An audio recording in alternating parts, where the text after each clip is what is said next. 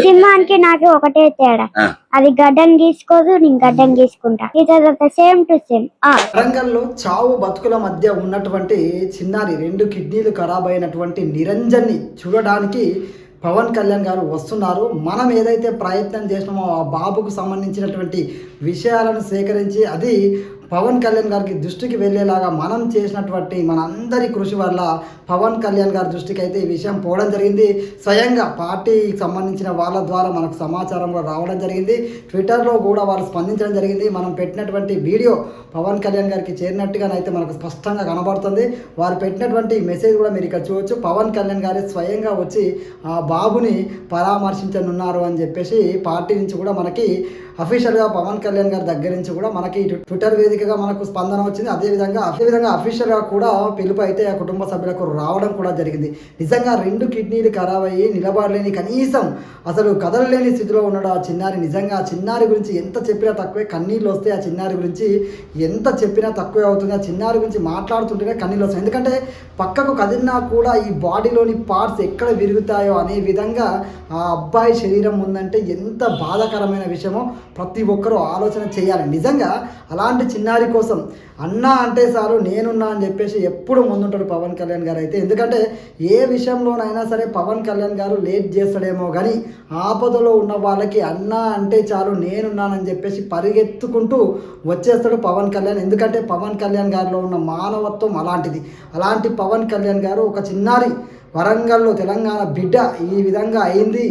అలాంటిది పవన్ కళ్యాణ్ గారు తెలంగాణలో ఒక బిడ్డ వరంగల్లో ఇట్లా 2 కిడ్నీలు ఖరాబ్ అయ్యి కనీసం చెల్లలేని స్థితిలో ఉన్నాడు. ఆయన చివరి కోరిక పవన్ కళ్యాణ్ గారిని చూడమని చెప్పేసి మనం ఏదైతే మన ప్రయత్నం చేసినామో ఆ ప్రయత్నం పవన్ కళ్యాణ్ గారు చేరి ఆయన స్వయంగా రాబోతున్నారు. ముఖ్యంగా నిజాయితీగా చేసే ఏ ప్రయత్నమైనా విజయం సాధిస్తుంది.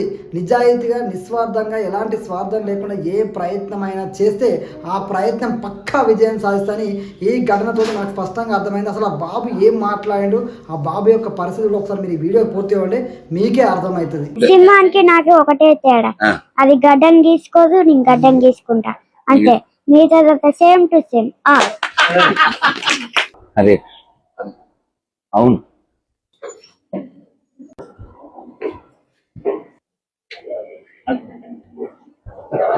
బాగున్నావా? అది అప్పటి నుంచి మెల్ల ఉందా? రోజు మంత్రం చెప్పానా? 4 కృష్ణ చెప్పు.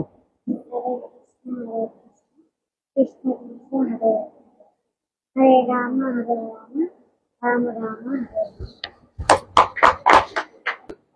పోకిరి సినిమా చూసావా? ఇప్పుడు వచ్చామన్నది ముఖ్యం కాదన్నయ్య, బుల్లెట్ దిగిందా లేదా? అవునా కదా? అవును కదా. ఎన్నాళ్ళు బతికామన్నది ముఖ్యం కాదుగా, ఏం చేసామన్నది ముఖ్యం.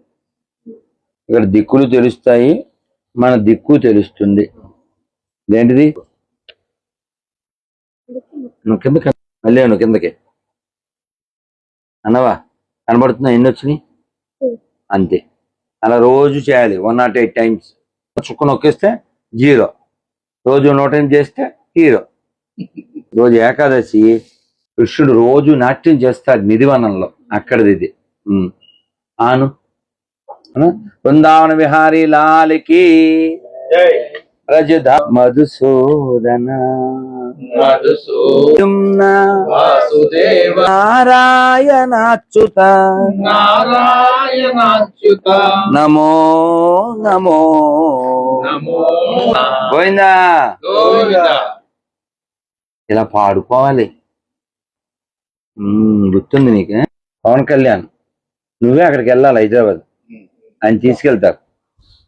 నేను నిన్న ఇన్స్టాలో కూడా పెట్టాను, 25,000 మంది ఏమో చూశారు.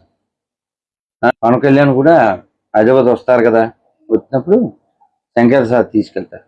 నేను ప్రశాంతం, మనలో పవన్ ఉన్నంతసేపు ప్రశాంతం. ఏక్ నిరంజన్. ఓకేనా? ఏక్ నిరంజన్ మంత్రం చెప్పు. హరే కృష్ణ హరే కృష్ణ హరే కృష్ణ కృష్ణ కృష్ణ హరే హరే, హరే రామ హరే రామ రామ రామ హరే హరే.